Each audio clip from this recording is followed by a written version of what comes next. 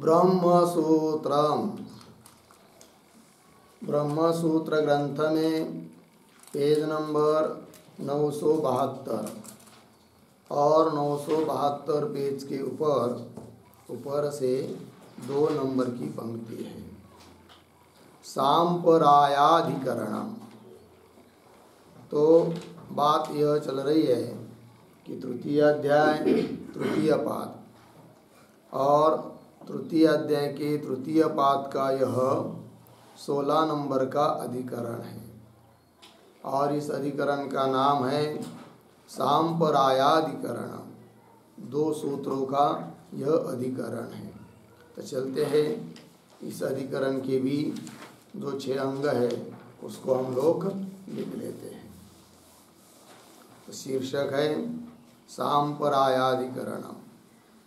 नीचे के पंक्ति में कौंस में लिखिए उपासकानाम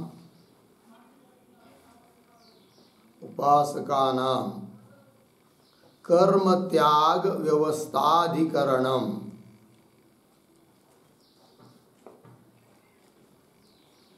कर्म त्याग व्यवस्थाधिकरणम पूर्ण विराम कंस बंद। नीचे नंबर 1 संगति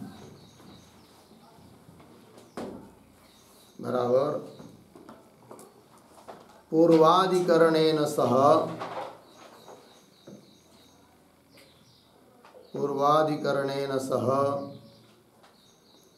अस्य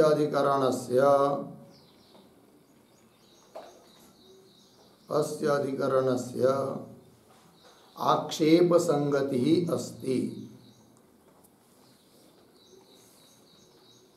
आक्षेप संगति अस्ति पूर्ण विराम। तथा ही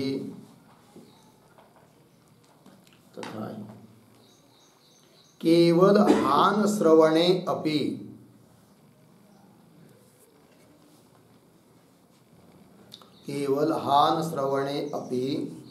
उपायनोपसंहारः भवति इति पूर्वाधिकरणे उक्तम्।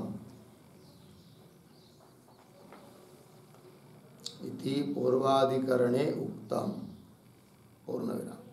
किंतु सह तदा संभवेत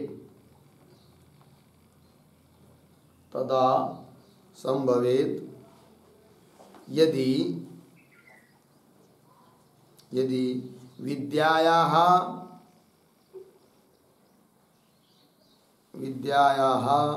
कर्महानि हेतुत्वं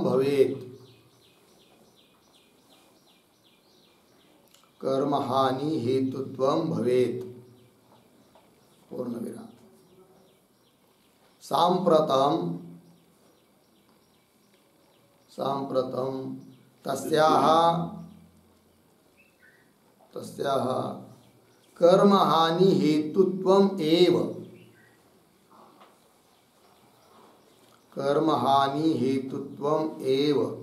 असिद्धम्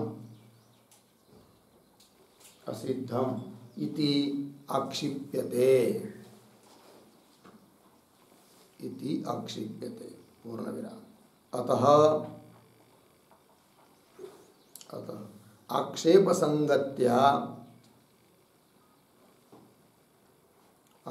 संगत्या इदम अधिकरणम आरभ्यते।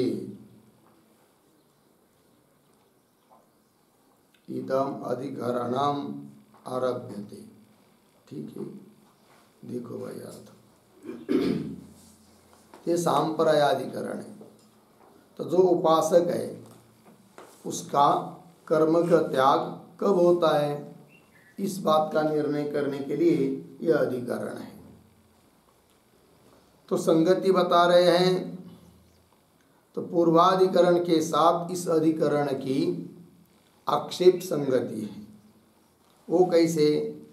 तो कह रहे हैं कि तथा ही करके कि पीछे के अधिकरण में बात कही थी कि जिन श्रुतियों में केवल हान बताया है, ज्ञानी पुरुष के कर्मों का त्याग, इतना ही बताया है, और कोई उसका ग्रहण करता है, यह बात सभी जगह नहीं बताई है। तो जहाँ नहीं बताई है वहाँ पर भी अन्य श्रुति का आधार लेकर उपायन का, ग्रहण का उपसंहार बताया था पीछे के अधिकरण में। वही कह रहे केवल हान श्रवणे अपि उपायनोपसंहार भवति इति पूर्वाधिकरणे उक्तम, किंतु सह तदा संभवेत्। सह उपायन उपसंहार, उपायन का उपसंहार अर्थात संग्रह, ग्रहण, ये तब होगा जब, कब, आगे कह रहे यदि विद्यायाः कर्महानि हेतुत्वं भवेत्, क्योंकि जिन श्रुतियों में केवल हान बताया है, त्याग, अर्थात विद्या प्राप्त हो गई ब्रह्म विद्या, और उस विद्या के सामर्थ्य से उस पुरुष के कर्म का त्याग हुआ, केवल हानि ही बताया उस श्रुति में, त्याग तो हो गया। तो ऐसी जगह पर उपादान का कोई ग्रहण करता है, इस बात का संग्रह बताया था, किंतु यह संग्रह तब होगा, उपायन का उपसंहार तब किया जाएगा जब हान होगा। और हान कब होगा? यदि विद्या में ऐसा सामर्थ्य रहेगा कि वह कर्म का हान, त्याग होने के लिए कारण है। विद्या प्राप्त की उस पुरुष ने ब्रह्म विद्या, और वो ब्रह्म विद्या कारण बन गई, किसके लिए? कर्म का त्याग होने के लिए। जब कर्म का त्याग होने के लिए विद्या कारण रहेगी तभी त्याग होगा, और यदि त्याग होगा तब उपायन का उपसंहार होगा, संग्रह होगा, बराबर। किंतु समझ लीजिए उसके कर्म का त्याग ही नहीं होगा तो उपादान का उपसंग्रह भी नहीं होगा। और त्याग क्यों नहीं होगा? यदि विद्या में सामर्थ्य रहेगा, विद्या कारण रहेगी कर्म त्याग होने के लिए, तब तो होगा ना कर्म का त्याग। और विद्या के कारण, विद्या यदि कारण है नहीं है कर्म का त्याग होने में, तो भले आप कहो कि हान होने पर उपायन का उपसंग्रह होता है, किंतु विद्या का सुकृत दुष्कृत का त्याग तो होना चाहिए पहले।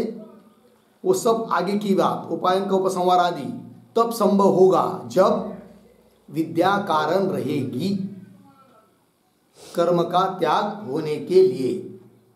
ठीक। अब इस अधिकरण में इसी बात पर आक्षेप कर रहा है पूर्व पक्षी कि कर्म का त्याग होने में विद्या कारण है ही नहीं है। तो भले विद्या प्राप्त की हो किसी ने, किंतु वह विद्या कारण है नहीं कर्म त्याग होने के लिए, तो हान ही नहीं होगा। हान नहीं होगा तो उपायन का उपसंहार जो आपने पीछे बताया है वो भी बात ठीक नहीं हो पाएगी। यह अभिप्राय है पूर्व पक्षी का। अतः इस प्रकार का आक्षेप को उठाकर अधिकरण का आरंभ हो रहा है।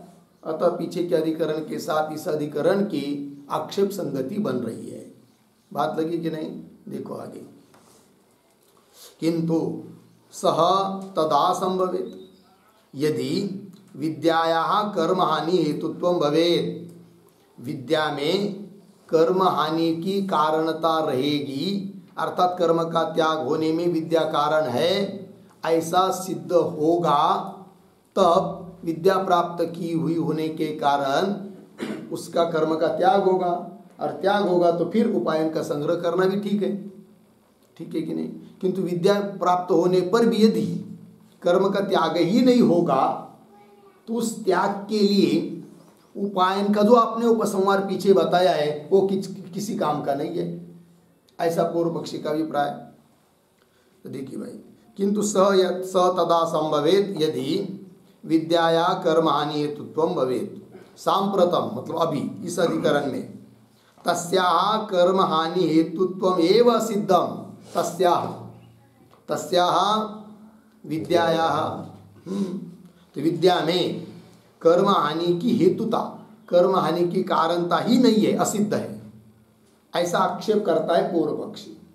अतः आक्षेप संगत्या इदम अधिकरणम आरभ्यते, आक्षेप संगति से इस अधिकरण का आरंभ किया जा रहा है। ठीक है, चलते हैं आगे। नंबर 2 विषय बराबर विद्यायाः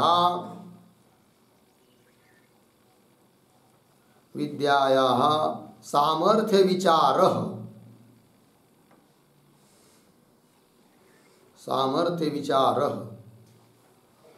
अस्य अधिकरणस्य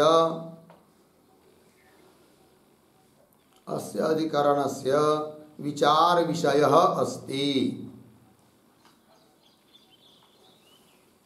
विषयः अस्ति। ठीक है, देखो भैया, विद्यायाः सामर्थ्य विचार, विद्या का सामर्थ्य क्या है, इस बात का विचार ही इस अधिकरण का विचार विषय है। ठीक है, आगे चलते हैं फिर। नंबर 3 संशय। तत्र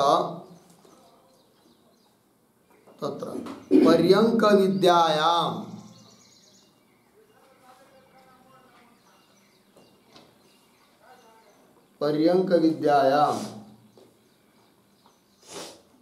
आगे उद्धरण चिन्ह में स एतम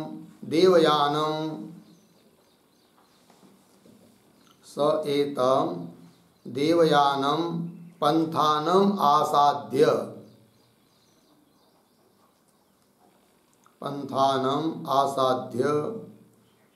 अग्निलोकम आगच्छति।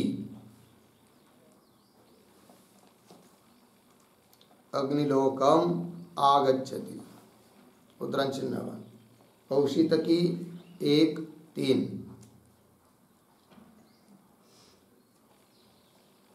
आगे इति उपक्रम्य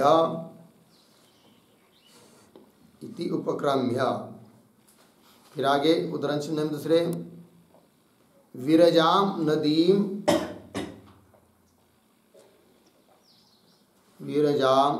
नदीम ताम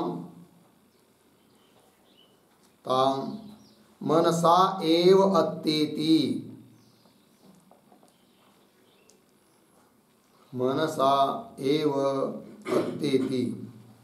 तत् सुकृत दुष्कृत विधूनुते।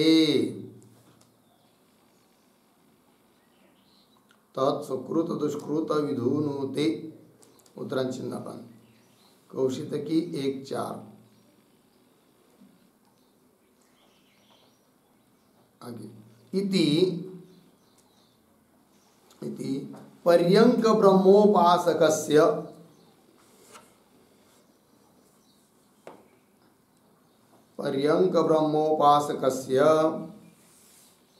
सुकृतादि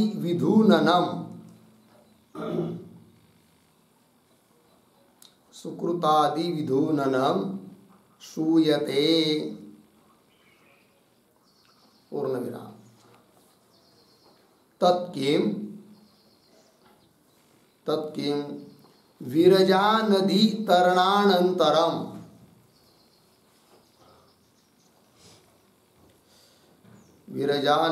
तरणानंतरम अर्धमार्गे भवति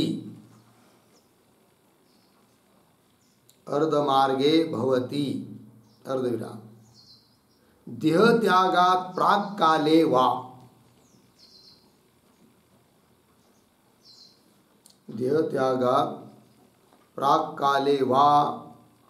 इति भवति संदेहः।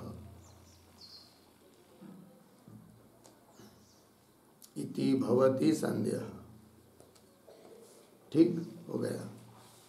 देखो भाई अर्थ तो उसमें अब विद्या के सामर्थ्य का विचार करना है। उसी प्रसंग की बात तो कौशिक की उपनिषद में पर्यंक विद्या प्रकरण आता है। तो उपासना करने वाला ब्रह्मलोक में जाता है, फिर सगुण ब्रह्म जो हिरण्यगर्भ उसके साथ पर्यंक पर बैठता है, आदि आदि करके वहाँ पर विस्तार है। उसी का नाम है वहाँ पर्यंक विद्या। तो पर्यंक विद्या में कौशिक के उपनिषद में एक बात कही है, वो क्या, वो लिख रहे सह मतलब वो उपासक एतम देवयानम पंथानम आसाद्य, इस देवयान पंथ को, देवयान मार्ग को प्राप्त करके अग्निलोकम आगच्छति, अग्निलोक में आ जाता है। ये बात बताई। इस प्रकार का उपक्रम करके आरंभ करके फिर आगे पुनः श्रुति कहती है क्या कि विरजाम नदीम ताम मनसा एव अत्येति तत्सुकृत दुष्कृत विधुनुते। ठीक है ना। तो ताम विरजाम नदीम, तो वह उपासक फिर देह छोड़ने के बाद अपने सुकृत दुष्कृत के साथ साथ ब्रह्मलोक को जाने के लिए निकलता है, किंतु सुकृत दुष्कृत का त्याग करता है। ये भी तो बात बताइए। फिर वो त्याग कहाँ करता है, तो बता रहे कि वह उपासक जब ब्रह्मलोक के तरफ जाता है तो बीच में एक नदी लगती है जिसका नाम है विरजा।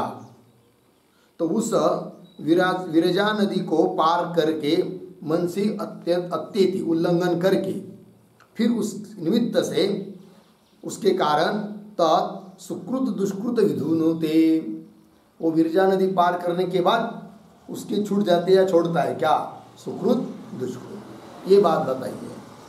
तो इति इस प्रकार पर्यंक ब्रह्मोपासक, पर्यंक ब्रह्म की उपासना करने वाला जो उपासक उसके सुकृतादि विधुननम श्रूयते, सुकृतादि के त्याग का श्रवण होता है, श्रुति बताती है। फिर ऐसी स्थिति में संशय उत्पन्न होता है क्या जी, तत्किम वह क्या, विरजा नदी तरणानंतरम, विरजा नदी को पार करने के बाद अर्धमार्गे बीच में ही इधर से निकल गया, उधर अंतिम ब्रह्मलोक तक पहुंचा नहीं, बीच में ही विरजा नदी लग गई और उस विरजा नदी को पार करके फिर उस अर्धमार्ग में ही क्या सुकृत दुष्कृत का त्याग करता है, पहला विकल्प। अथवा देह त्यागात प्राक काले, तो वह उपासक देह छोड़ने के पहले ही ब्रह्म साक्षात्कार करके यहीं पर सुकृत दुष्कृत का त्याग करता है, ये हुआ विकल्प। देह त्याग होने के पहले ही विद्या के सामर्थ्य से सुकृत दुष्कृत का त्याग करता है एक, अथवा देह छूटने के बाद सुकृत दुष्कृत के साथ साथ ब्रह्मलोक प्राप्ति के लिए निकलता है, बीच में विरजा नदी लगती है, फिर उसको पार करने के बाद वहाँ पर अपने सुकृत दुष्कृत का त्याग करता है। इन दो में से कौन सी बात है, ये हो रहा है संशय। ठीक है, चलिए फिर पीछे के अधिकरण में हान बताया था सुकृत दुष्कृत का, लेकिन वो हान कब होता है इसका विचार अब हो रहा है। तो चलते फिर नंबर 4 पर, पूर्व पक्ष बराबर पूर्वाधिकरणोक्त,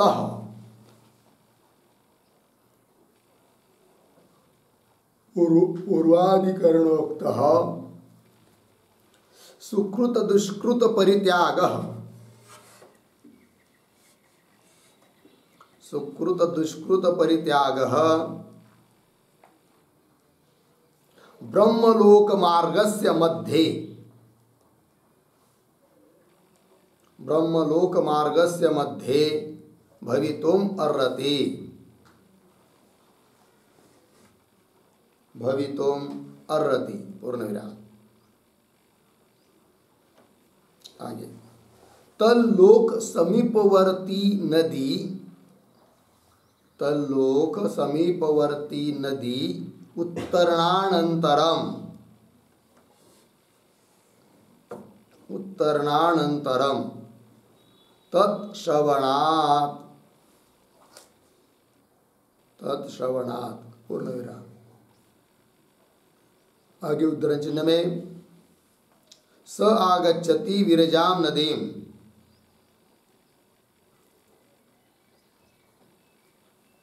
उद्धरण चिन्ह बंद, इति पूर्ण विराम। तस्मात् मार्ग मध्ये,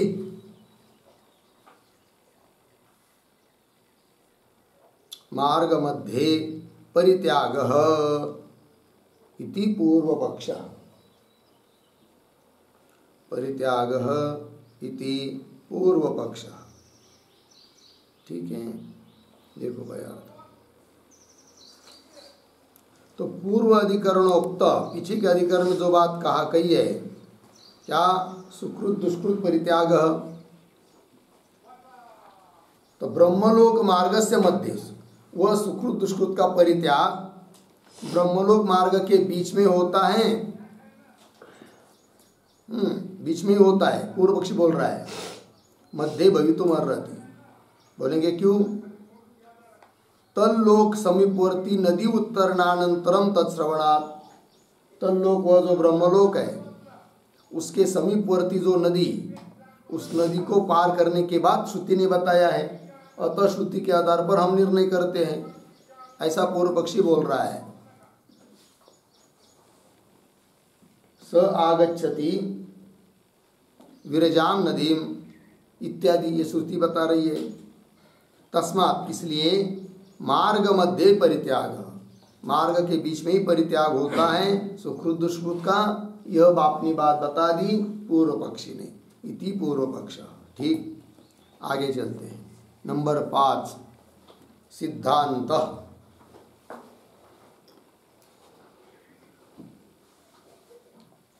बराबर देह त्यागात् प्राक काले एव,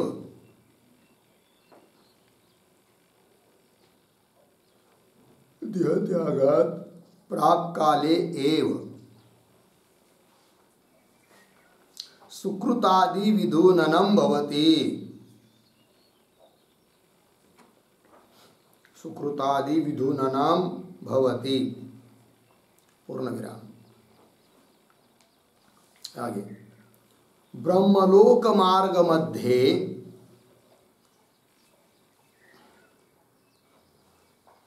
ब्रह्मलोक मार्ग मध्ये ब्रह्म प्राप्ति व्यतिरिक्तस्य, ब्रह्म प्राप्ति व्यतिरिक्तस्य सुकृत दुष्कृताभ्याम, सुकृत दुष्कृताभ्याम प्राप्तव्य फलस्य अभावात्, प्राप्तव्य फलस्य अभावात्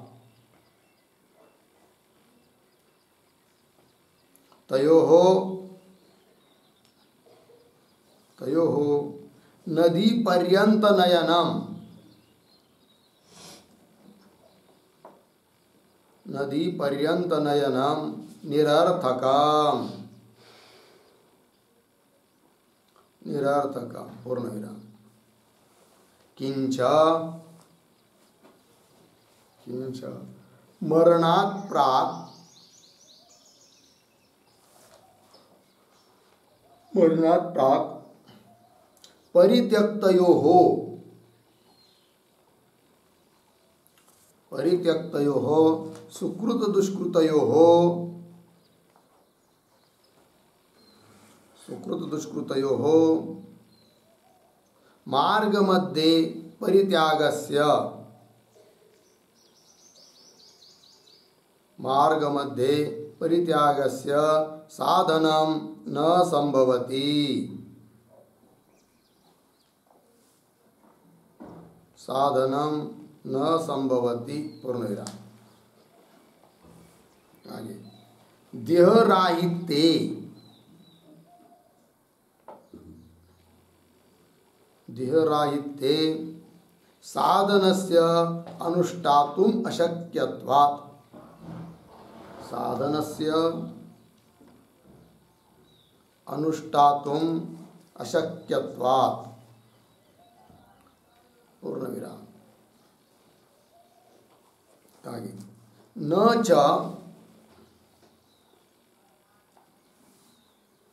च मरणात् पुरा, मरणात् पुरा तत्यागे प्रमाणाभावः, तत्यागे प्रमाणाभावः। पूर्ण विराम। उत्तरंजन में अश्व इव रोमाणी,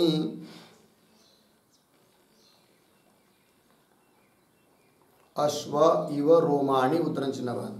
छांदोग्य 8:13-1। आगे इति तांडीश्रुतौ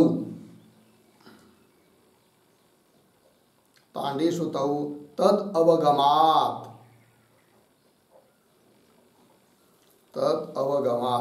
पूर्ण विराम। तथा च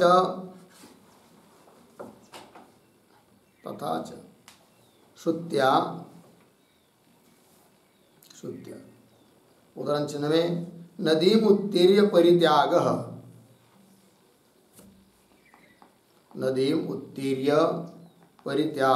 उदाहरण चिन्ह इति अयम कौशितकी प्रोक्तः क्रमः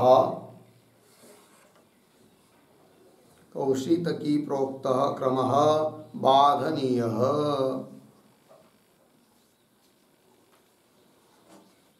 पूर्णविराम। तस्मात् मरणात् प्राग एव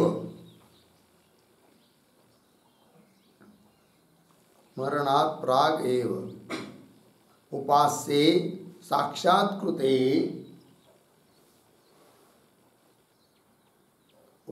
साक्षात्कृते तयोः परित्यागः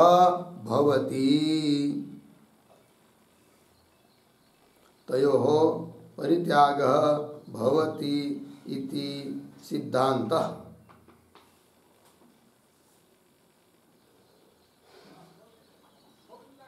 सिद्धांत हो गया। देखो भैया,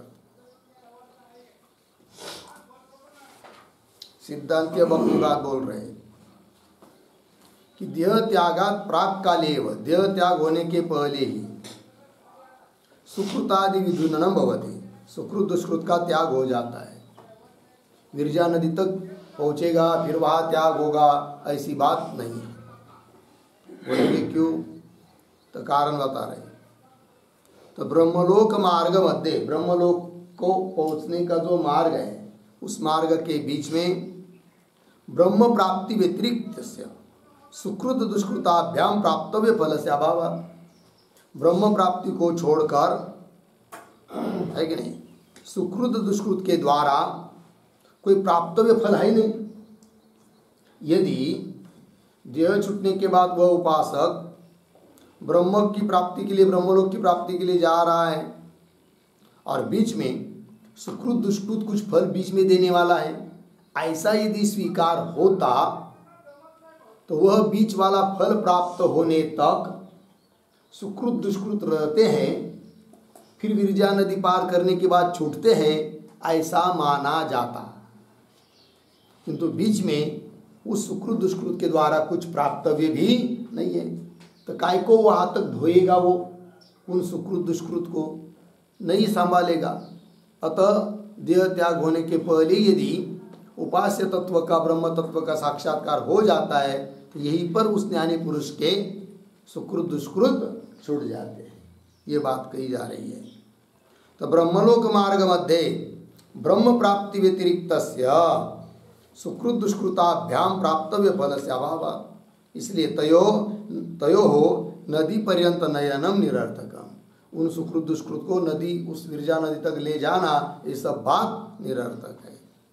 किंच, और क्या, मरणात् प्राक परित्यक्तयो सुकृत दुष्कृतयो, है कि नहीं, उस ज्ञानी पुरुष का मरण होने के पहले ही परित्यक्त जो त्यागे हुए जो सुकृत और दुष्कृत है उनका मार्ग मध्य परित्याग से साधनम न संभवती। समझ लीजिए मरण के पहले त्यागता नहीं है सुकृत दुष्कृत को, मरण के बाद त्यागता है विरजा नदी का पार करने के बाद, किंतु वहाँ पर उस सुकृत दुष्कृत रूप कर्म का त्याग होने के लिए कोई निमित्त तो चाहिए, और वहाँ पर कुछ निमित्त तो है नहीं है, क्योंकि देह ही नहीं है स्थूल देह, और अनुष्ठान करने के लिए स्थूल देह की आवश्यकता होती है। अतः जिस स्थूल देह से अनुष्ठान कर सकते वो स्थूल देह वहाँ पर न होने, क्योंकि यही छोड़ दिया है ना स्थूल देह, तो वहाँ पर विरजा नदी पहुँचने तक स्थूल देह न होने के कारण उसके द्वारा कोई अनुष्ठान भी नहीं हो सकता है, देह ही नहीं है, और अनुष्ठान ही नहीं होगा तो कौन कारण कहोगे आप कि वहाँ पर सुकृत दुष्कृत का त्याग होने के लिए अमुक अमुक कारण है, कोई कारण बता नहीं पाओगे। अतः सुकृत दुष्कृत का त्याग विरजा नदी पार करने के बाद नहीं, अपितु यहीं पर यदि उस ब्रह्म तत्व का साक्षात्कार होता है तो यहीं पर छूट जाते हैं। कौन? सुकृत और दुष्कृत, क्योंकि उसका देह आदि के साथ सूक्ष्म शरीर के साथ तादात्म्य ही नहीं है, और तादात्म्य ही कारण होता है वो सुकृत दुष्कृत चिपकने के लिए। तो तादात्म्य ही नहीं रहा तो सुकृत दुष्कृत भी नहीं रहेंगे, यही छूट जाते हैं। ये सिद्धांत की बात कही जा रही है।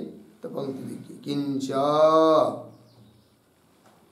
मरणात् प्राप्त, मरण के पहले परित्यक्तयो सुकृत दुष्कृतयो त्यागे हुए सुकृत दुष्कृत का मार्ग मध्ये परित्यागस्य साधनम न संभवति। मार्ग के बीच में परित्याग का साधन भी कोई संभव नहीं है। क्यों? ध्येय राहित्य साधन से अनुष्ठातुम अशक्यत्वात्। ध्येय यदि नहीं है तो किसी भी साधन का अनुष्ठान होना संभव नहीं है।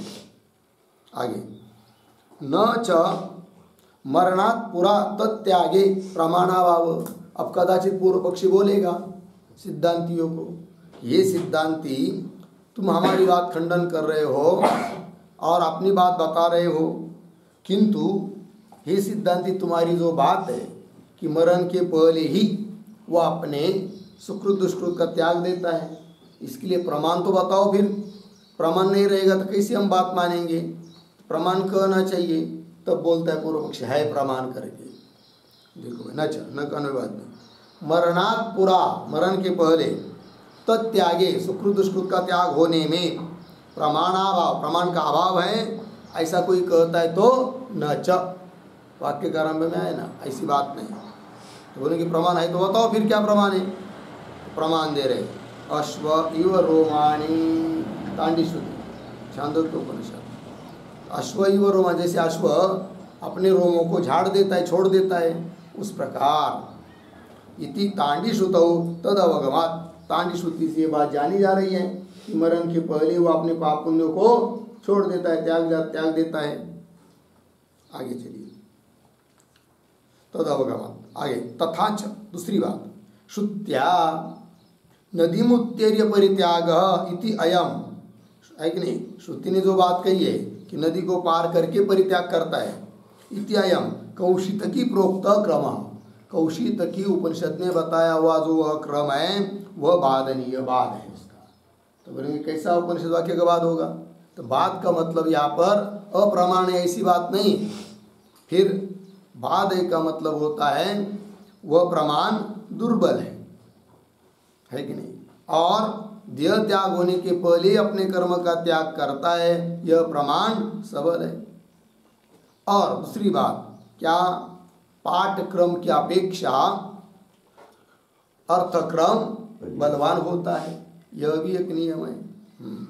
वही देखिए, तो इति अयम कौशितकी प्रोक्त क्रम बाधनीय, तस्मात् मरणात् प्राग एव, मरण आने के पहले ही उपास्य साक्षात्कृते, उपास्य तत्व जो भी है ब्रह्म तत्व वगैरह, उसका साक्षात्कार होने पर तयोहो परित्याग भवति इति सिद्धांत, उन दोनों का भी परित्याग हो जाता है, यह सिद्धांत की बात बता दी। ठीक है, चलते फिर आगे। नंबर 6, प्रयोजन।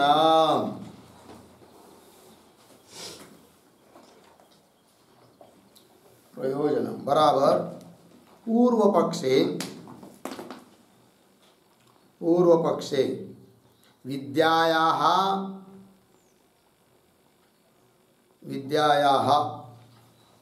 कर्म क्षय हेतुत्व असिद्धि,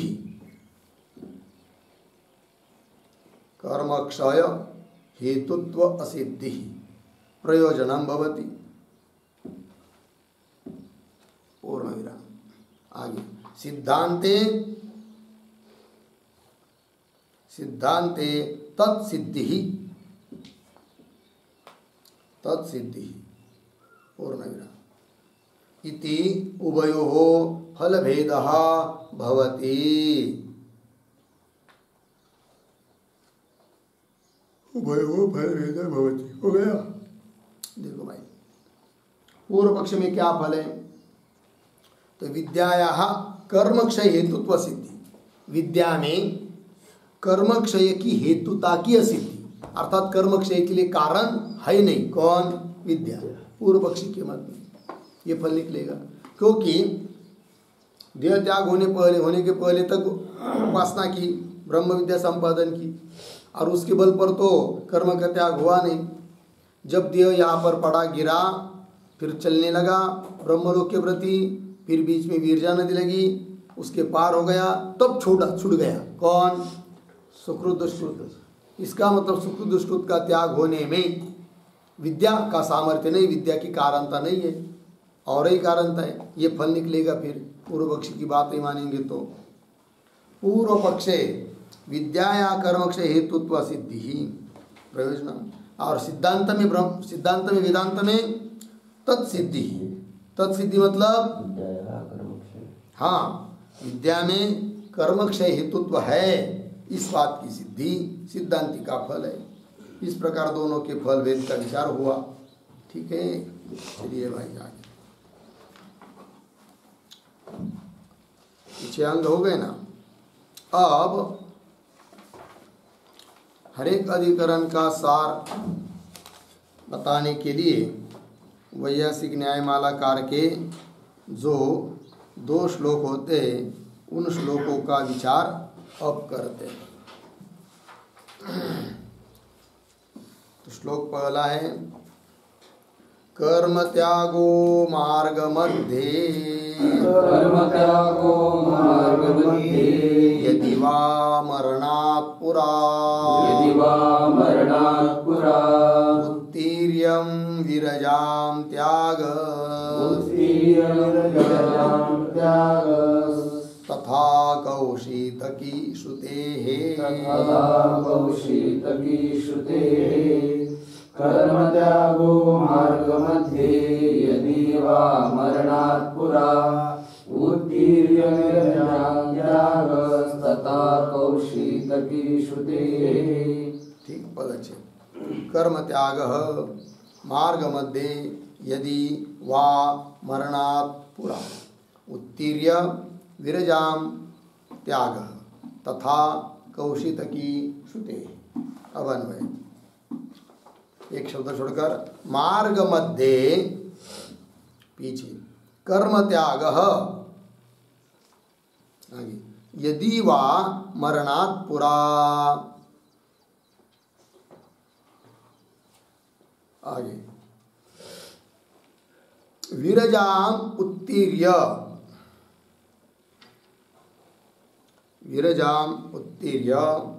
त्याग, आगे सरल, तथा कौशितकी श्रुतेः। ठीक है, देखो यार, तो मार्ग मध्ये, मार्ग के बीच में ही कर्म त्याग होता है, पहला विकल्प। यदि वह मरणात् पुरा, या मरण के पहले कर्म त्याग का होता है, दोनों में से कौन बात है, ये प्रश्न किया गया। उत्तर दे रहे, विरजाम त्याग, बराबर ना, विरजाम उत्तीर्य, हाँ, विरजाम उत्तीर्य त्याग। पूर्व पक्ष अपनी बात बोल रहा है अभी, पहले पूर्वार्ध में विकल्प हुआ, अब पूर्व पक्षी कहता है कि विरजा नाम की नदी, उसको उत्तीर्य पार करके ही त्याग होता है। बोलेंगे आधार क्या है तुम्हारे पास, प्रमाण? तो वो बोलता है कौन? पूर्व पक्षी। क्या कहता है? तथा कौशितकी श्रुते, यही बात कौशितकी श्रुति बता रही है, अतः श्रुति के अनुसार हम निर्णय करेंगे। तो फिर देह त्यागात पहले कर्म का त्याग नहीं, किंतु विरजा नदी को पार करने के बाद ही कर्म का त्याग होता है, ऐसा पूर्व पक्षी ने अपनी बात बताई। फिर आगे चलते, कर्म प्राप्य फलाभावात्, मध्ये साधन वर्जनात्,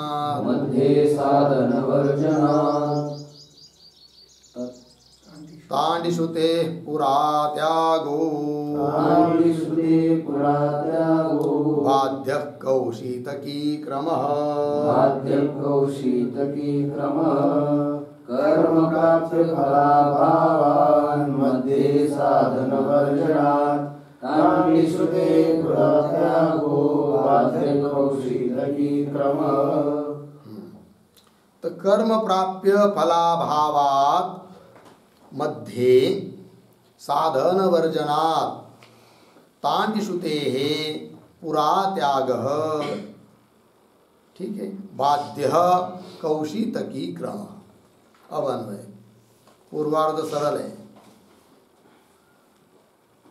उत्तरार्ध में भी पहले दो शब्द छोड़कर तान्यश्रुते पुरा त्याग, इसके बाद कौशीतकी क्रम बाध्य हो गया। देखो भाई अर्थ, तो सिद्धांती अपनी बात बोल रहे हैं, हेतु दे रहे हैं और कह रहे हैं कि कर्म प्राप्य फलाभावात्, मतलब इनका कहना है कि पूरा त्याग, आगे पद आया है ना, मतलब देह त्याग होने के पहले ही कर्म का त्याग हो जाता है। बोलेंगे क्यों, हेतु बताओ, तो सिद्धांती हेतु को दे रहे हैं। क्या कहते हैं, कर्म प्राप्य फलाभावात्, ज्ञान होने के बाद, साक्षात्कार होने के बाद कर्म के द्वारा प्राप्त होने योग्य कोई फल है नहीं, तो काय के लिए वो सुकृत दुष्कृत रहेंगे, अर्थात नहीं रहेंगे। अतः उनका पहले क्या हो जाता है, त्याग, एक हेतु। कर्म प्राप्य फलाभावात्, दूसरा मध्य साधन वर्जनात्, और थोड़ी देर के लिए मान भी लेंगे पूर्व पक्षी के अनुसार कि देह त्याग छोड़ने के बाद विरजा नदी प्राप्त होगी, उसको पार करेगा तब छूटेंगे सो कर्म उसके, ऐसा मानेंगे। तो फिर नहीं मान सकेंगे, क्यों, साधन वर्जना, वहाँ पर जाने के बाद कोई साधन तो चाहिए, हेतु तो चाहिए, शरीर ही नहीं है स्थूल कि जिससे अनुष्ठान कर सके, यम नियम निध्यासन साधन कुछ कर सके, न होने के कारण, साधन न होने से वहाँ पर उसका त्याग नहीं हो पाएगा। अतः यहीं पर देह त्याग होने के पहले ही उसके कर्म का त्याग हो जाता है, ये कह रहे सिद्धांती। मध्य साधन वर्जना, और फिर उसके लिए प्रमाण, तो प्रमाण भी दे रहे, तांड श्रुते हे पुरा त्याग, तांड श्रुति छांदोग्य उपनिषद की श्रुति, अश्व इत्यादि श्रुति, अश्व रोग, अश्व इव रोमाणी, ये जो दिया है, तो वही श्रुति के अनुसार ये सिद्ध होता है कि देह त्याग होने के पहले ही वो कर्म को छोड़ता है। तान श्रुते पुरा त्याग, तो बोलेंगे ऐसी स्थिति है तो कौशित की श्रुति में जो क्रम बताया है उसका क्या, तब कह रहे कौशित की क्रम बाध्य, वो बाधित हो जाता है। बाधित मतलब अप्रमाण होता है, ऐसी बात नहीं, किंतु ऐसे ही बात पहले बताना चाहिए था किंतु बाद में बता दिया। मतलब देह त्याग होने के पहले कर्म का त्याग होता है ऐसा बताना चाहिए था उस कौशित की श्रुति में भी, किंतु बता दिया है देह त्याग के बाद, नदी पार करने के बाद ऐसा बताया है, किंतु वह पाठक्रम है और पाठक्रम से बलवान होता है अर्थक्रम, अतः उस श्रुति का बाद है, ये सिद्धांति ने कह दिया। ठीक है, अब चलते हैं भाष्य पर।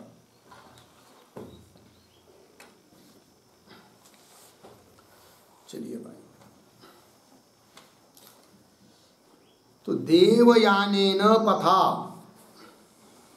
पर्यंकस्तम ब्रह्म अभिप्रस्थितस्य व्यध्वनि सुकृत दुष्कृतयोः वियोगम कौशितकिनः पर्यंक विद्यायाम आमनन्ति।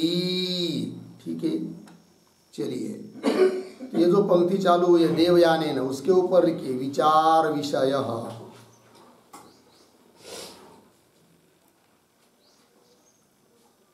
विचार विषय, ठीक है, और शब्दों का थोड़ा पहले अन्वय।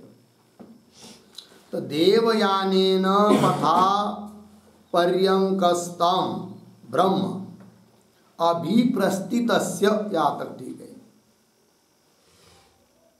फिर एक शब्द छोड़कर सुकृत दुष्कृतयोः पीछे, व्यध्वनि आगे, वियोगम आगे सरल है।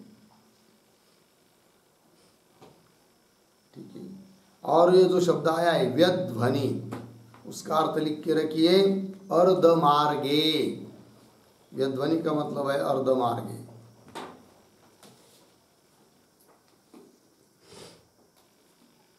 हो गया। देखिए भाई, तो देव, हाँ, और ये जो पंक्ति चालू हुई है ना, देवयाने न, उसके पूर्व में एक वाक्य भी लिख लेते हैं उत्तरण।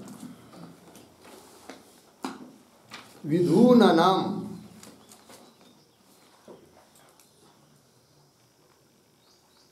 विधूननम हानम, हानम इति व्याख्याय, इति व्याख्याय तदेव हानम, तदेव हानम क्वचित व्यध्वनि, क्वचित व्यध्वनि बराबर अर्धपथे,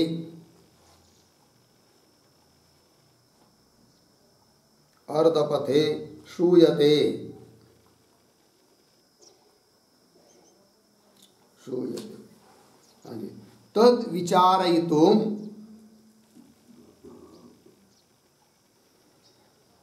तद विचारयितुम उपक्रमते, उपक्रमते देवयानेन इति, देवयानेन इति। ठीक है, देखो भैया, विधूननम हानम, विधूनन शब्द का अर्थ हान है, त्याग है, ऐसा पीछे के अधिकरण में कहा था द्वितीय वर्णक में। हानम इति व्याख्या, ऐसी व्याख्या करके फिर तदेव हानम, वही हान मतलब त्याग, क्वचित कई कई स्थल पर, कई कई श्रुतियों में व्यध्वनि, व्यध्वनि शब्द का अर्थ कर दिया अर्धपथे, मार्ग के बीच में, श्रुति बताती है। तद विचारयितुम, उसका ही विचार करने के लिए, उपक्रमते, उपक्रम कर रहे, आरंभ कर रहे, देवयानेन इत्यादि पंक्ति के द्वारा। तो पंक्ति को देखिए, तो देवयानेन पथा, पथ मतलब मार्ग, तृतीय पथा, देवयान मार्ग के द्वारा पर्यंकस्तम ब्रह्म, पर्यंक में स्थित जो ब्रह्म है, और पर्यंक पलंग, वहाँ पर बैठा हुआ जो ब्रह्म है, सगुण हिरण्यगर्भ आदि करके, तो पर्यंकस्तम ब्रह्म अभिप्रस्थितस्य, उस पर्यंकस्थ ब्रह्म की ओर प्रस्थान करने वाला जो पुरुष, ब्रह्म अभिप्रस्थितस्य, उसकी तरफ प्रस्थान किया है जिसने, इस प्रकार का जो पुरुष, उस पुरुष के क्या सुकृत दुष्कृत, उसके सुकृत दुष्कृत का व्यध्वनि वियोगम, व्यध्वनि शब्द का अर्थ लिख दिया है, व्यध्वनि अर्ध मार्ग, मार्ग के बीच में ही वियोग होता है, अर्थात मार्ग के बीच में उसके कर्म छूट जाते हैं। यह बात कौशितकिनः, कौशित की शाखा के लोग आमनंती, कथन करते हैं। कहाँ पर? पर्यंक विद्यायाम, उस कौशित की उपनिषद में जो पर्यंक विद्या, ब्रह्म विद्या का प्रकरण है, उस प्रकरण में ये कौशित की लोग बोलते हैं। तो बोलेंगे कौन वाक्य से बोलते हैं, वो वाक्य तो बताओ हमको। तो वाक्य दे रहे, स एतम देवयानम पंथानम आसाद्य अग्निलोकम आगच्छति, कौशित की 1:3। सह, स शब्द का अर्थ लिखे उपासक, स मतलब उपासक। एतम देवयानम पंथानम, इस देवयान मार्ग को आसाध्य अर्थात प्राप्त करके अग्निलोकम आगच्छति, अग्निलोक को आ जाता है। इति उपक्रम, ऐसा उपक्रम करके आरंभ करके फिर आगे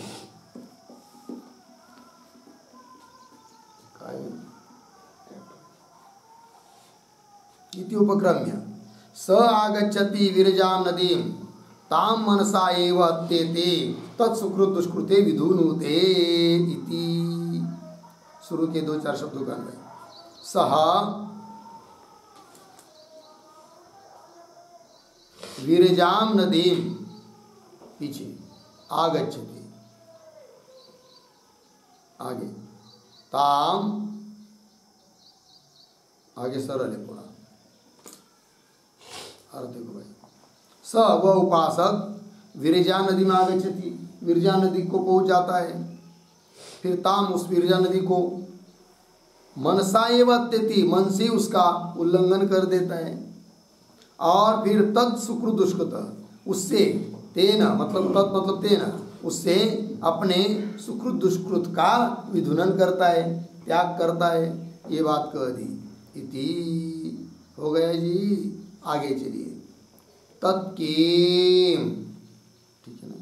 तो तत्किम इत्यादि पंक्ति के द्वारा कौन बात कही जा रही है? तो तत् के पहले एक वाक्य लिख लीजिए छोटा सा। पूर्वोक्तम विधूननस्य,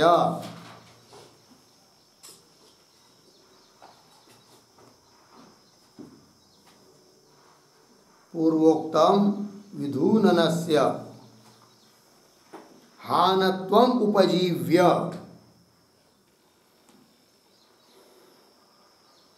हानत्वम उपजीव्य कौन में लिखी? आलंबन करके। कौन सी बात? आगे हानस्य,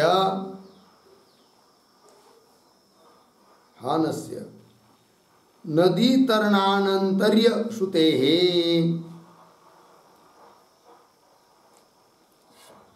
नदी तरणानंतर्य श्रुते अर्धविराम। फिर आगे उद्धरण चिन्ह में अश्व इव रोमाणी, अश्व इव रोमाणी उद्धरण चिन्ह। छांदोग्य 8:13-1। आगे इत्यादौ देह त्यागात्, देह त्यागात् प्राक्कालत्व श्रुतेः च, प्राक्कालत्व श्रुतेः च संशयम् आह, संशयम् आह तत्किम इति। हो गया जी। देखो भाई अर्थ। तो पूर्वोक्त पीछे क्या अधिकरण में विधूननस्य त्यागात्, विधूननस्य हानत्वम उपजीव्य, विधूनन शब्द का अर्थ हान, ऐसा अर्थ किया है।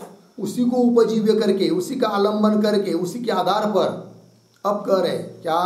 हानस्य नदी तरणानंतर श्रुते, वो हान जो पीछे बताया है वह नदी उत्तीर्ण होने के बाद होता है, ऐसा श्रुति बोल रही है एक जगह। और दूसरी जगह इत्यादो देह त्यागात् प्राक्कलत्व श्रुते, देह त्याग, हाँ इत्यादो देह त्यागात्, यानी अच्छा ये छूट गया ना। हान से नदी तरणानंतर श्रुते, नदी त्याग के बाद वो त्याग, कर्म का त्याग होता है, ऐसा श्रुति बोल रही है, कौशिक की श्रुति। एक बात ये हो गई। फिर आगे अश्व इव रोमाणी, ये भी तो श्रुति है छांदोग्य की। ये क्या कहते फिर? इत्यादो देह त्यागात् प्राक्कालत्व श्रुते है, देह त्याग होने के पहले वो कर्म को छोड़ता है, ऐसा श्रुति कर रही है। तो दोनों प्रकार की श्रुति मिल रही है, नदी के पार होने के बाद बताने वाली श्रुति और देह त्याग होने के पहले कर्म का त्याग होता है, ऐसा बताने वाली श्रुति। तो दोनों प्रकार की श्रुति होने से संशय निर्माण होता है। अतः संशय का स्वरूप बता रहे हैं तत्किम इत्यादि पंक्ति के द्वारा। तो पंक्ति देखिए, तत्किम यथाश्रुतम व्यध्वनि, व्यध्वनि का अर्थ अर्धपथे, अर्धमार्गे। तत्किम यथाश्रुतम व्यध्वनि एव वियोगवचनम प्रतिपत्तव्यम, ये पहला विकल्प हुआ।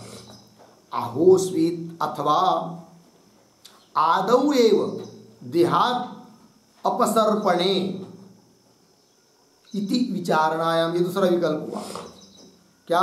अहोस्वित अथवा आदौ एव, आदौ मतलब देह त्याग होने के, वही दिया आगे, देहात् अपसर्पणे, देह से चले जाने के पहले ही आदौ एव कर्म का त्याग होता है, पहले कर्म का त्याग होता है। क्या?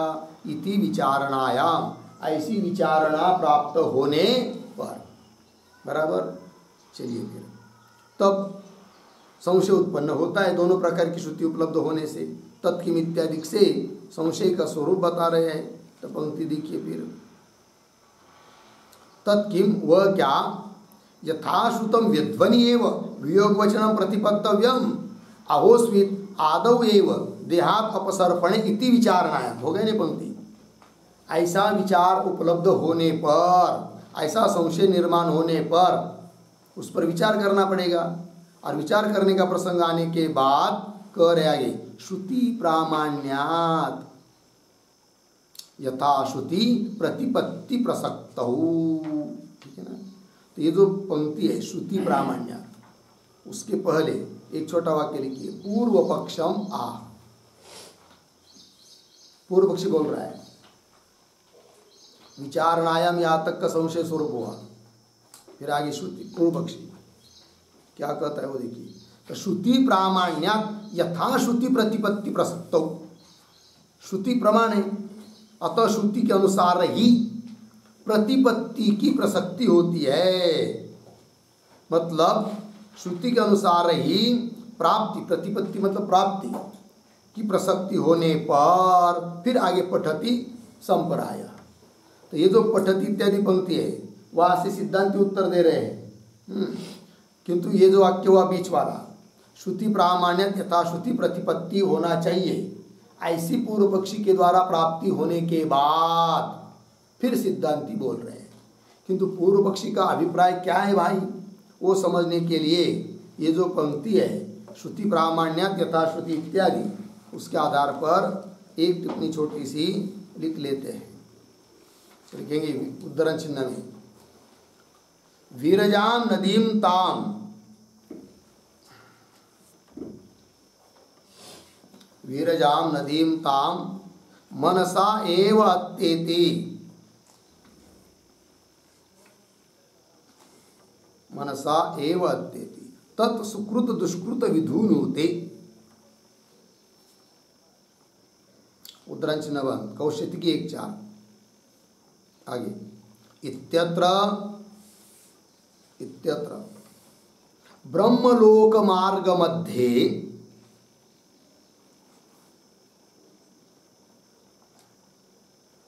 ब्रह्मलोक मार्ग मध्ये विरजाख्य नदीम अत्येति, विरजाख्य नदीम अत्येति। आगे उद्धरण चिन्ह में तत्सुकृत दुष्कृते विधूनुते। उद्धरण चिन्ह में इत्यत्र इत्यत्र तद इति सर्वनाम श्रुत्या, तद इति सर्वनाम श्रुत्या तेन इति अर्थतया, तेन इति अर्थतया सन्निहित नदी तरणस्य, सन्निहित नदी तरणस्य कर्म हानि हेतुत्व उक्ते है, कर्म हानि हेतुत्व उक्ते है अर्धपथे कर्म क्षय संभवति, अर्धपथे कर्म क्षय संभवति इति पूर्व पक्ष,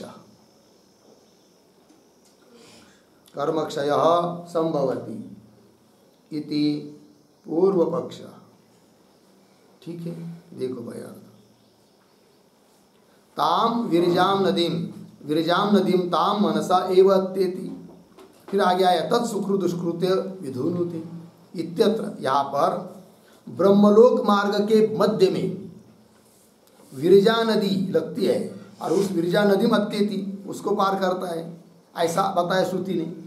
और इस प्रकार बताने के बाद आगे पद आया है तत् सुकृत दुष्कृत विधूनुते, उसमें तत्पद आया है, तो तत् सुकृत दुष्कृत विधूनुते। इत्यत्र तद इति, तद इस सर्वनाम से क्या अर्थ लेंगे, तद इति सर्वनाम श्रुत्या, सर्वनाम शब्देन तेन इति अर्थ दिया, तत्का अर्थ करेंगे तेन, तब अर्थ क्या निकलेगा तेन, और तेन ये सर्वनाम है, पूर्व का परामर्शक है, और पूर्व में सन्निहित कौन है, विरजा नदी।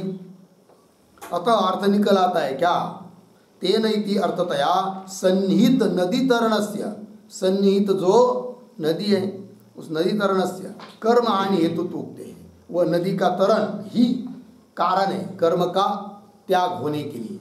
तो कर्म का त्याग कब होगा? जब नदी को पार करेगा। तो नदी का पार करना ही कारण है कर्म त्याग में। ऐसा बोल रहा है कौन? पूर्व पक्षी। उक्ते अर्धपथे कर्मक्षय संभवती इति पूर्व पक्ष। ये पूर्व पक्षी ने अपनी बात बता दी थोड़े में। की भाई श्रुति प्रामाण्यात यथा श्रुति प्रतिपत्ति प्रसक्त ऐसी प्राप्ति होने पर पठति सांपरायः इति। ठीक है, तो पठति के पहले एक छोटा वाक्य लिखिए अवतरण के रूप में। पूर्व पक्ष प्राप्तिम उक्त्वा, पूर्व पक्ष प्राप्तिम उक्त्वा सिद्धांत सूत्रम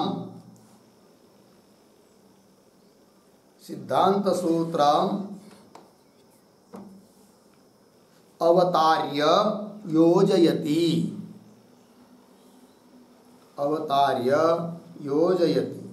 पठति इति।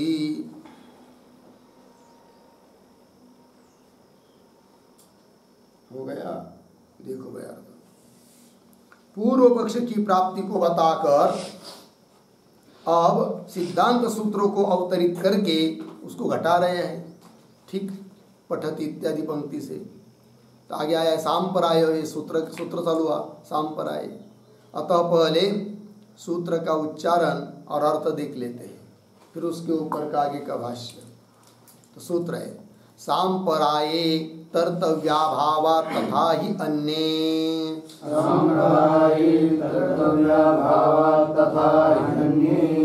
ठीक है, चलिए भाई सूत्र का अर्थ लिख लेंगे हम लोग। तो लिखते हैं सूत्रावतरणम बराबर कर्म क्षय हेतुत्वम, कर्म क्षय हेतुत्वम विद्यायाः सिद्धं कृत्वा, विद्यायाः सिद्धं कृत्वा हान सन्निधौ उपायन उपसंहारः दर्शितः, उपायनोपसंहारः दर्शितः। अर्धीरा संप्रति तदेव असिद्धम, अर्धविराम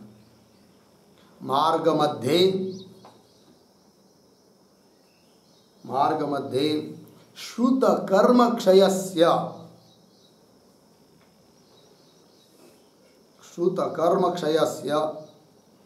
विद्या हेतुकत्वाभावात्, इति आशंक्य आह।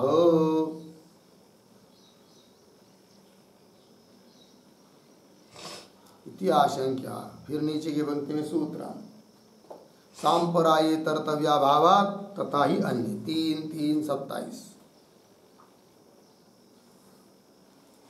पदच्छेद सांपराये तर्तव्याभावात् तथा ही अन्य। फिर नीचे की पंक्ति में पदार्थोक्ति बराबर प्रतीक सांपराये बराबर देह त्यागात् प्राक एव, देह त्यागात् प्राक एव विद्या सामर्थ्यात्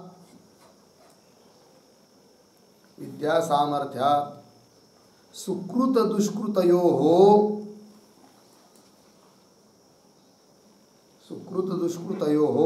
हानम अभ्युपेयम्, पूर्ण विराम। आगे कंस में लिखिए कुतः प्रश्न चिन्ह, आगे की तरफ बांध देकर कंस बंद। फिर आगे प्रतीक तर्तव्याभावात्, बराबर विरजा नदी तरणानंतरम,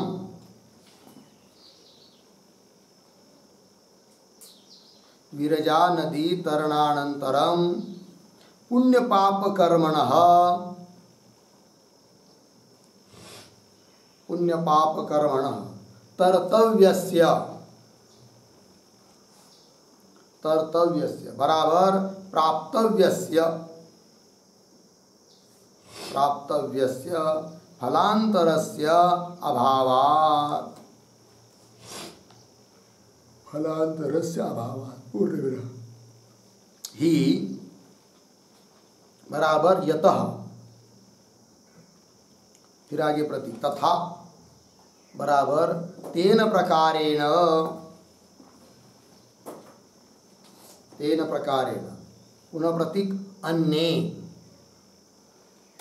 बराबर अन्ये शाखिनः तांड्यादयः, अन्ये शाखिनः तांड्यादयः जीवद्दशायाम एव, जीवद्दशायाम एव कर्महानिम, कर्महानि उद्धरण चिन्ह में आगे अश्व इव रोमाणी उद्धरण चिन्ह पर आगे इत्यादिना प्रतिपादयन्ति, इत्यादिना प्रतिपादयन्ति इति हो गया। देखो भाई अर्थ तो सूत्रावतरण में लिख रहे हैं कर्म क्षय हेतुत्वम विद्याया सिद्धम कृत्वा, पीछे ही बताया था कि कर्म क्षय की कारणता विद्या में है ऐसा सिद्धांत करके हान सन्निधि में उपायन का उपसंहार दिखाया पीछे के अधिकरण में। संप्रति अब तदेव सिद्धम, वह असिद्ध है, पूर्व पक्षी बोल रहा है। क्यों कि मार्ग मध्य, मार्ग के बीच में श्रुति ने बताया है कर्म का क्षय, तो मार्ग मध्य श्रुत कर्म क्षयस्य विद्या हेतुकत्वाभावात्, मार्ग के मध्य में कर्म का क्षय होता है ऐसा श्रुति बता रही है। अतः कर्म क्षय के लिए कारण विद्या नहीं है, विद्या हेतुकत्वाभावात् इति आशंक्य, ऐसी शंका यदि पूर्व पक्षी करता है तो उत्तर देते उसको सूत्र के माध्यम से। फिर सूत्र आया सांपराये तर्तव्याभावा तथा ही अन्य, पदार्थोक्ति में लिख रहे हैं सांपराये, सांपराये शब्द का अर्थ कर रहे हैं देह त्यागात् प्राग एव, देह त्याग होने के पहले ही विद्या के सामर्थ्य से सुकृत दुष्कृतयो हानम अभ्युपेय, सुकृत और दुष्कृत का हान मतलब त्याग होता है, यह स्वीकार करना चाहिए। बोलेंगे क्यों, कुतः हेतु दे रहे तर्तव्याभावात्, तर्तव्याभावात् का मतलब विरजा नदी तरणानंतरम, विरजा नदी तरण करने के बाद पुण्य पाप कर्मण, पुण्य पाप कर्म का तर्तव्य अर्थात प्राप्तव्य जो फलांतर उसका अभाव है। देह त्याग होगा, फिर चला जाएगा, फिर नदी पार करेगा, फिर छोड़ेगा पाप पुण्य को, ऐसा मानने की जरूरत तब पड़ती जब उस पाप पुण्य से और कुछ प्राप्तव्य रहता तब, किंतु उसके बाद उसको प्राप्त करने योग्य और कुछ तो है ही नहीं है, तो काय को संभाल के बैठेगा उस धर्माधर्म को, सुकृत दुष्कृत को, अर्थात नहीं उसके पास रहेगा, मरण के पहले ही छोड़ता है, ये इसका मतलब। तो बोलेंगे हम ही बोल रहे इसी बात नहीं ही यत, जिस कारण से कि तथा उसी प्रकार हमने जो बात सिद्धांति ने कही उसी प्रकार अन्य शाखी के लोग भी बोल रहे अन्य, तो वही करें तेन प्रकारेण अन्य, अन्य शाखिनः तांड्यादयः, तांडी वगैरह शाखा के लोग, अर्थात छांदोग्य में क्या कहते हैं जीवद्दशायाम एव कर्म हानिम, जीती जी ही ज्ञान होने के बाद कर्म की हानि होती है, त्याग होता है, यह बोलते तांडी श्रुति में कहा है। वो कौन है श्रुति, श्रुति दे रहे अश्व इव रोमाणी इत्यादिना प्रतिपादयन्ति, इत्यादि में वे लोग तांडी लोग, तांडी आदि शाखा के लोग प्रतिपादन करते हैं। यह बात बता दी, हो गया जी। अब आगे जो इस सूत्र का भाष्य है उसका विचार हम लोग कल करेंगे। ओम पूर्णमद पूर्णमिदं पूर्णात् पूर्णमुदच्यते पूर्णस्य पूर्णमादाय